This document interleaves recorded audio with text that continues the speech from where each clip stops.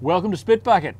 Here again with the grand older man of Australian wine, a little bit older than when we last saw him. But David not as Ridge. old as some. Not as old as some, indeed, no. And this time, one of your passions, Italian wine. Italian wine, yeah. And indeed, Chianti.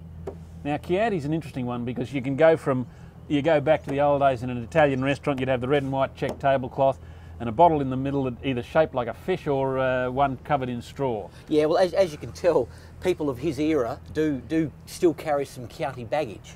But, and you can understand it because, you know, 20 years ago, 30 years ago, this type of wine in Australia, you really had to pick them because they Really? were reliable, you know, they were unreliable to say the least.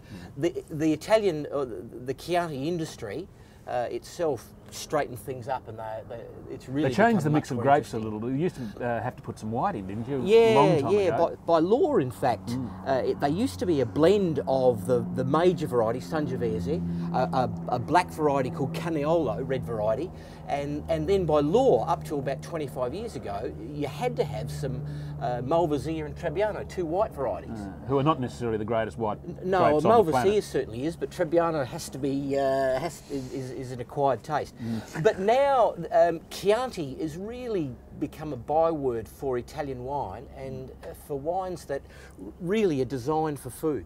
It's really the quintessential Italian food wine. Well, and part of the problem, because I mean, Chianti is part of Tuscany, and part of the problem at the time was that the ridiculous laws they had in place actually forced the start of the Super Tuscan movement, where people started bringing in other grapes like Cabernet and so forth, and making wines either from straight Cabernet or Merlot or a blend of the locals and those grapes, and they didn't fit into the laws, so they had to go completely outside it, called them Super Tuscans, and all of a sudden they were the hot thing. And I mean, things like Sassicaia and Tiganello and Ornellaia and Massetto and all the many others now. Now they've tried to bring them back into the fold with what they call the IGT, which is basically an appellation given to separate vineyards. These are not IGT, are they? No, these are both DOC or DOC. Well, in fact, they're both DOCG now, and that's a little bit of a bone of contention because DOCG is guaranteed origin, and the G on the end means it's guaranteed, and so it's the top of the tree. But is it fair to say that there's a sort of a, whether it's subconscious or subtle push, to assume that if it's a DOCG, you have got something that is very good? I mean, that's the way it sort of tends to come across. It's a bit like a blob of gold on an Australian label that doesn't actually say gold medal. It says celebrating 100 years. That's illegal now. Right. Well, you still see them get away with it, or you still see them try these things on. The law. Unthinkable. So Chianti. The first wine we've got is labelled Chianti, as distinct from the second wine we're going to have a look at, because Chianti is a big pear-shaped zone roughly running to the south of Florence, all the way down past Siena in Tuscany. So I suppose it takes up about a third of the boundaries of the Chianti zone take up about a third of Tuscany. This wine could be sourced from the whole region, so therefore the whole region has this DOCG, and anything from within there that's made of Sangiovese can, in theory, be called, this is very rough, can be called Chianti. Now, it's called Sangervasio. Yeah, that I assume is just basically an attempt to jump on the Sangiovese. To brand to brand it, yeah. Nice try. Yeah, so this is from a property to the west of Florence. The wine's actually, interestingly, is biodynamic and organic. And do you want to explain biodynamics a little bit for us? Biodynamic is a group of people, it's a movement, if you like. It doesn't have government certification. Organic is controlled now, and you've got to do certain things. That there are BDs do have you can be certified BD by some organisation. Yeah, I think it's a bloke who set it up. It's a group, yeah. We'll move on from I guess in Australia, Cullens and who are some of the others doing it? Jasper Hill, I think. Yeah, Temple Brewer. Yeah. Anyway, Castagna. We'll move on from that. Both of these are vintage 08. Yeah. Good, bad, or indifferent? Excellent vintage. Excellent vintage, especially if you made them. But it is a lovely, clean, clear vintage. Good vintage. If you're going to buy your first Chianti, this would be the one. The the character of these wines is different to Australian wines, so that's got to be said. The base of it, Sangiovese, which is becoming quite popular. There'd be 40 or 50 producers of Sangiovese at least. I would have thought now. twice that. The nature of it is, its fruit character, I suppose, is plum, prune, cherry. Yeah, sour cherry character. Sour cherry, yep. And much more savoury. Yeah, and definitely savoury, and that's a character that Australians have taken a while to get used to, because savoury to Australians means the wine's missing that lovely, big, juicy, sometimes oaky, overripe finish. And what we're discovering now, and Australians are going along there, they don't want all of that. They just don't want that. They want this savoury, zingy, drying character for food. For food, exactly. The savoury characters tend to work far better with food. So if you put these in like we're doing now, I'm assuming they're going to look pretty good. But if we had the right dishes here, they'd look better. Just how it works. Anyway, before we look at them, tell me what you'd expect from a basic Chianti. What sort of characters? Yeah, well, I guess prune skin. Prune is a character I really like, and then you'll see other little characters. Age. Thank you.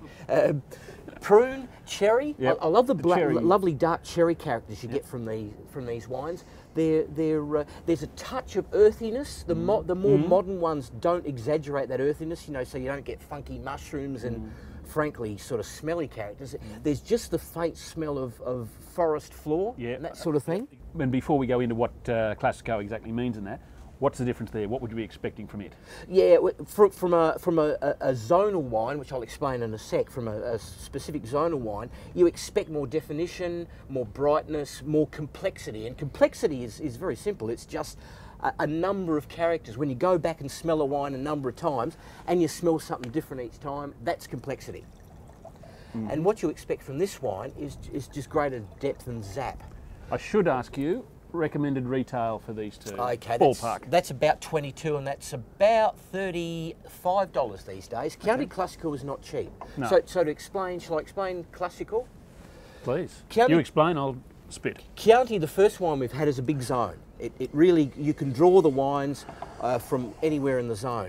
There are about 7 smaller subzones, of which this one, Chianti Classico, is by far the most famous. It's the central one. It really takes up the central sort of teardrop shape of Tuscany. It's also not just the best known and the most lauded and all that sort of thing. It really is where probably 90% of the really good wines come from. And it sort of starts just about 12, 15 k's to the south of Florence and goes down almost as far as Siena, where other zones take over. So there are other zones dotted around it, but Classico is really the main game. Well, now we better shuffle along to the Classico. This is a Classico from the far northern part of the zone.